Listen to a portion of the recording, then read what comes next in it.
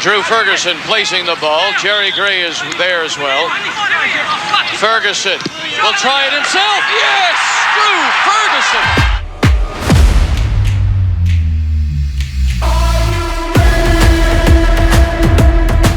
There he is, Drew Ferguson, the 31-year-old. He's been playing professional soccer for 18 years. Has seen action in the NASL, the MISL, CSL, and ladies and gentlemen, boys and girls, you're watching Willie's Sports Talk. Here's your host, Willie Cook. Welcome to the show, Mr. Drew Ferguson, Canadian soccer legend.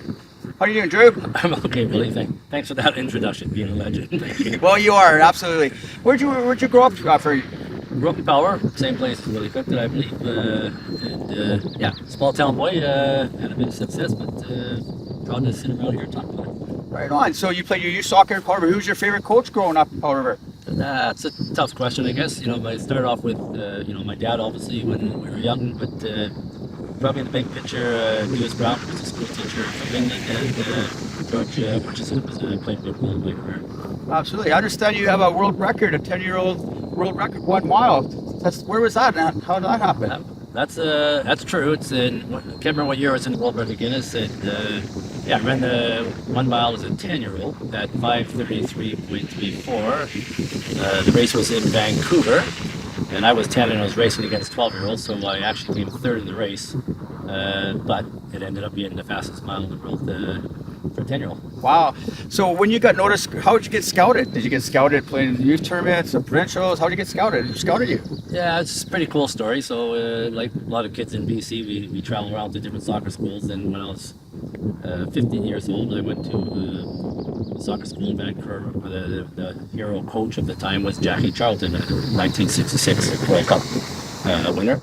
And he was doing it. So we were running away, did a camp for a week, and I was only 50 at the time, so I didn't remember the whole story, but supposedly he came to my parents and said, I think your son's as good as any 50-year-old in England, and I'd like to take him back. And my parents said, that's awesome, get rid of him, bye. And off I was to England a couple of days later. What was your dad Stu's first impression when he heard that? He must have been so proud, eh? Yeah, to get rid of me probably, but yeah, it was good. No, it was pretty exciting. Oh, and then obviously Canada Soccer found out you got brought up to Canada. How did that work out? We went through stages, right? So I came home back to Canada. I was 16 years old. In the old days, the BC teams were the under 16, under 18s, under 21s, they were called. So I played for the under 16s. It was great. BC Saab used to fly me home for training and play games for and the under 18s, and then the under 21s where we won the gold medal in St. John's, Newfoundland. I believe it's a long time ago. I think I scored 5 goals in the 6 games, and we walked away with the gold medal. And then came home and signed with the Vancouver Whitecaps from there, and then from there, played for them. Right, you played a little bit of indoor soccer too. And so I understand you have a couple MVPs. I won a scoring title there 1 year. Myself and Carl Valentine were actually tied, if I believe correctly, but the award was for a North American born player, so I won that one. So had a bit of success indoor because it was, I had a strong shot. Fans want to know what's the biggest crowd you ever played in front of. Mine's will be 2,500, 3,000. That's pretty good for an amateur career, but I was lucky enough. One time I think we were in Mexico at the Azteca Stadium. It wasn't full, but it was somewhere between 65 and 70,000. And when I played in the North American Soccer League, obviously New York Cosmos were always sold out to 75, 76,000. So yeah, I've definitely played in some big crowds, played some hostile, like if you've watched the Canada team right now playing, they tend to do wrong things to make sure that you don't have success. So a lot of experiences with the fans. I remember years ago you were telling me a story where I kept pronouncing his name, that one of the young kids on the team was going around hitting the bags. Hitting the bags? Yeah, the fans were throwing these little bags into the. Yeah. Well, that happens in, I wouldn't want to say all countries, but let's pick out like Guadalajara's and the worst places down in the CONCACAF, and the fans would fill up little bags of urine because back in then it was so hot, our managers and that would fill up bags of water, and that's how without playing, you'd be running down the field, they'd throw a bag of your bite into the water and drink the water. So the out of town fans, they figured that out, so they were filling bags of urine. And they were firing at us thinking that we're going to catch it. So we played jokes and not tell the young kids about it. But they're coming from people sitting way up there. If they hit, you could almost knock you out cold. So they never really got a chance to catch them. There's lots of stories. And those teams, when you fly in there, they they put you on the 12th floor, you play in Honduras or something like that. They turn the elevators off, so your game day you're walking up 12 floors and that. And as soon as the game's over, they turn the elevators back on, so you go up and down. So they do anything to win games. There, we're a bit nice in Canada, but those countries will do anything to win. Every week, every time we have a guest on the show, we have a week before we have an email question, and today's winner was Pete Seuss from Texas Island. His question is, what was your favorite memory playing for Team Canada? Well, two memories, I guess. I mean, the first one is when the first time you put on a Canada jersey. That's got to be everybody's favorite, I would think. And the second time, my biggest memory was I scored a goal against the Faroe Islands in the Faroe Islands. We won the game 1-0, and I scored a goal. So that was. And I was actually captaining the team that day, so I've got the captain badge that says "We're the Faroe Islands." Drew Ferguson, so it's pretty good. So yeah, those two, wearing the shirt and then scoring. And then you went, you played in the CSL for a couple teams. That's when you got your management jobs. How was that? Was it like, explain one day as a GM and coach for Ottawa. Tell me your day. Yeah, that was kind of, it was a weird getting into it. I always thought potentially I could get into that role. And what happened was playing for the Hamilton Steelers, and Ottawa was getting a bit of trouble with their coach. And the Hamilton owner came to me and says, "I'm going to send you to Ottawa." And I was kind of like, "Why would I?" They need a coach. I said, "Well, so I'm just becoming a manager or coach." Yeah, so off I went. So I was a player, coach there. And then down the road, when I went to Kitchener, I was a player, coach, general manager, which was like, I don't know if anybody in sports has been a player, coach, general manager. Maybe there has, but that's a lot on your plate, right? So first thing I did when I got to Ottawa to do that job was I phoned Bob Andrews. He said, "Well, I'm a player and a coach." And then in Kitchener, I said, "What the hell am I supposed to be doing?" And he just laughed at me. He said, "Good luck." Yeah. So that was it. But yeah, it's like any other job. You learn, you deal with it. But long days, you go in there early, setting up practice plans, doing this, doing that, talking about trading players, talking about doing this. And on the field, you got to get out there and try to concentrate and play the game, finish the game, come back, go have a couple of beers, wake up in the morning and start replaying the game. So yeah, it's a lot. I mean, for me, I wasn't training as that. It just kind of happened to me. So, we did okay, but it was really eye-opening how much people do. And then after your professional career, you moved back to Paul River, and you started playing golf there and stuff. And you remember the golf course there, Myrtle Point? Yeah, I am. And I was a club captain for 20 years at the Myrtle Point Golf Course too. But yeah, it's probably one of the nicest tracks in all of BC, maybe arguably in Canada. For a small little town, it's magnificent, right? And when people come to it, they're actually mind-boggling how good the course is. It's not the prettiest thing. It doesn't have all the fancy bridges and fancy golf, but tee to green, 18 holes is one of the best golf courses. Yeah, and sometimes you could go off 12 months a year, right? Because of the weather, right? Yeah, pretty much. We don't get much snow power, right? And if we do, it's only for a day or two. And sometimes, of course, it might last a week or two. But yeah, it's pretty much 12 months a year. Yeah. Back to football, soccer. So you started playing with Villa. So I understand you won the MVP 80s, 90s, and 2000s. 3 different decades. MVP and VSL, eh? Yeah, I've got a lot of crazy stories in my career. I love them. So the first time I won it, I believe I was only 17 or 18 maybe, before I went out and doing my stuff. And then in the mid-80s, somewhere between the NSL closing, shutting down, and me going to indoor, I came back for like 9 months, and I played with Villa and won it there. And then when I retired, I came back after probably, I didn't know the year, I was probably 32, 33 years old. And I went then. So we've done a lot of homework, and the Hall of Fames have done a lot of homework, and they believe I'm the only soccer player in Canada that's won 3 MVPs at the highest amateur league in 3 different decades. So that's kind of cool, actually. It's really cool. So growing up in Paul River, you being around the game, you Paul River. Who do you think, give me the top 3 best soccer players ever come to Paul River?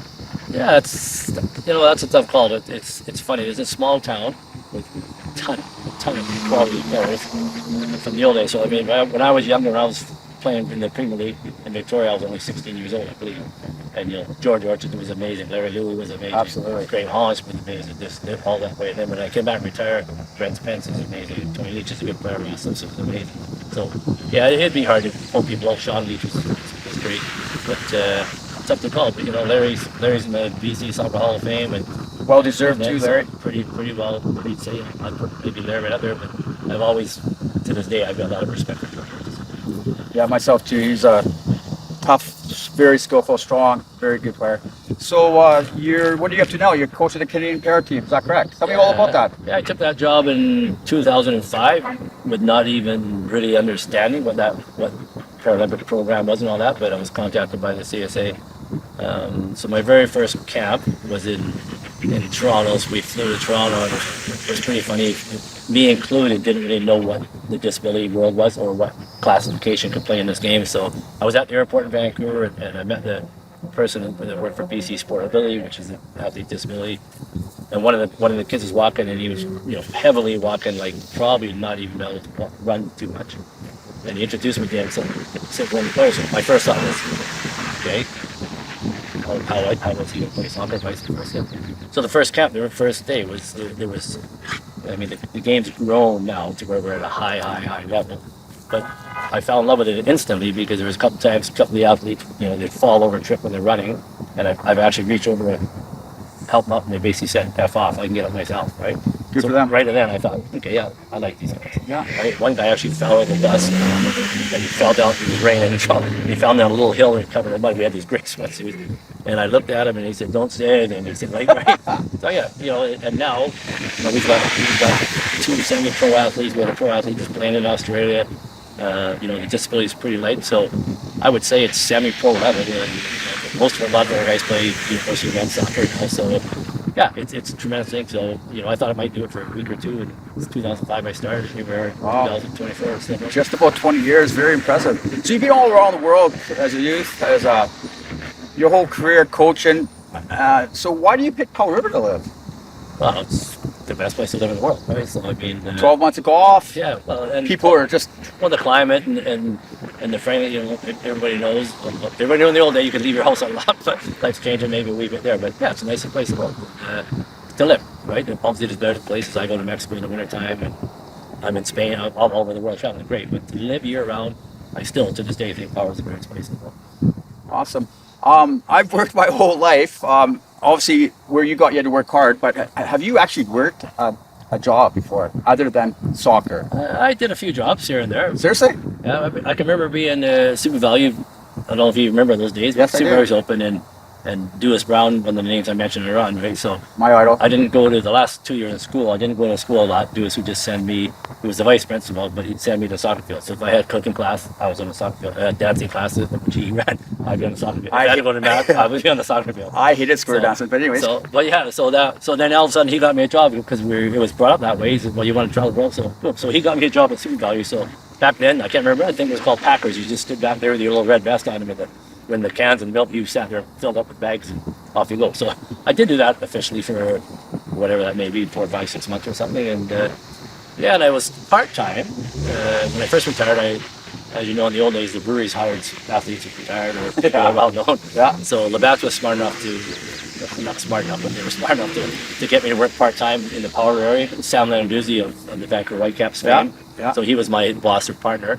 And the beer sales in Power went up pretty good when I was working there for a little bit. Absolutely, I was one of them.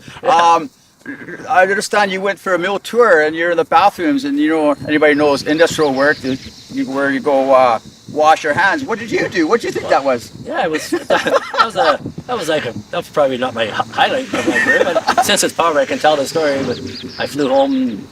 I think I was playing for the Edmonton Drillers at the time, and I flew and played. We played the Whitecaps, and then we were flying somewhere else, California. So they gave me permission to go home for 2 days and then catch up with them in California.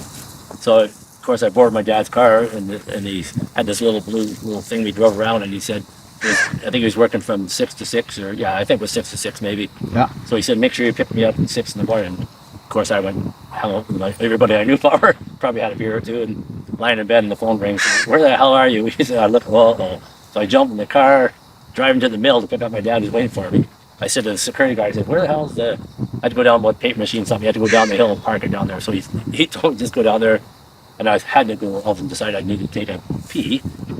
So I went to open up this door, and I walked in. I saw this big, huge round thing, his water sprinkler. So I was standing there taking the pee, thinking that was a urinal. Guess what? It was a hand washer. Next thing I know, it was my dad. Whack! Right across my head. That's awesome. He yells at me. He says, "Get in the goddamn car!" And I said, "What did I do wrong?" He said, "You're pissed in the hand." I said, That's "Okay." So everybody in the Power has been to the mill, and that was the only time I've been there. And I've been back since. Just final question. If you any advice for any young and comers, soccer players, youth soccer players, 8, 10, 12, what do you recommend? Yeah, you know, it's. I think it's pretty simple. There's so many talented kids individually in hockey, soccer, baseball. I mean, I use Wayne Gretzky a lot because I played with Edmonton and I knew Wayne a bit. And it's hard work. I mean, you don't get, you know, the kids. I do some private lessons here and there, and I tell them that it's.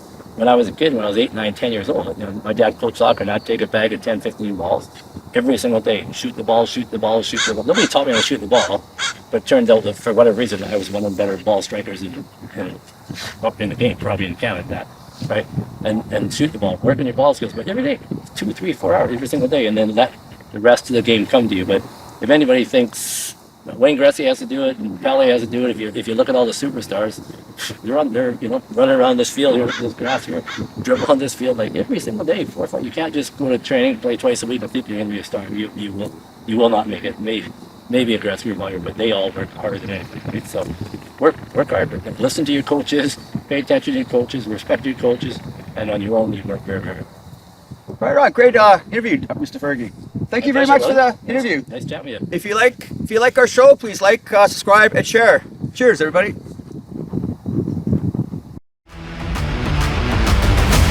And thanks for watching Willie's Sports Talk. If you like our videos, please hit the like button and subscribe to the channel, as it really helps our channel grow.